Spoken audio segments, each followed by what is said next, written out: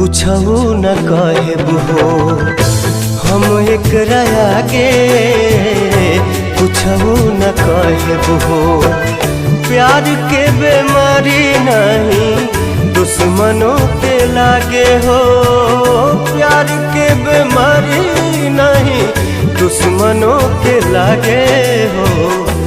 ऐसे जुदाई के ना जहरिया पिहा,